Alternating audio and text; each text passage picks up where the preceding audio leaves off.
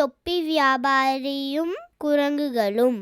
ஒரு நாள் தொப்பி வியாபாரி தொப்பிகள் விற்பதற்காக வீட்டிலிருந்து புறப்பட்டு காட்டு வழியாக சென்று கொண்டிருந்தார். அப்போது களைப்பு ஏற்பட்டது. சிறிது நேரம் தூங்கலாம் என்று ஒரு மரத்தின் கீழ் உட்கார்ந்து தூங்கினார். அப்போது மரத்தின் மேலே இருந்த குரங்குகள் ஒவ்வொன்றாக கீழே இறங்கி வந்தது.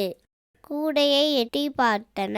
பிறகு உள்ளே இருந்த தொப்பிகளை எல்லா குரங்குகளும் ஒவ்வொன்றாக எடுத்துக்கொண்டு மரத்தின் மேலே ஏறிக்கொண்டன. அந்த தொப்பி வியாபாரிக்கு தூக்கம் தெளிந்தது. உடனே கூடையை பார்த்தார். அந்த கூடையில் தொப்பிகள் இல்லாததை பார்த்து அதிர்ந்து கவலையுற்றார். தொப்பிகள் எங்கே என்று சுற்றும் முற்றும் பார்த்தான். பின் மரத்தின் மேலே குரங்குகள் கூச்சலிடுவதை பார்த்தான்.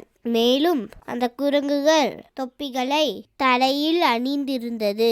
தொப்பி வியாபாரி குடு என்று செய்யை காட்டினார். குரங்குகள் சேட்டைகள் செய்தன. பிறகு அந்த தொப்பி வியாபாரி தான் வைத்திருந்த தொப்பியை கீழே போட்டார். அதனை பார்த்து குரங்குகளும் அந்த தொப்பிகளை கீழே போட்டன. தொப்பி வியாபாரி எல்லா தொப்பிகளையும் எடுத்து கூடையில் போட்டு விற்பதற்கு புறப்பட்டு சென்றார்.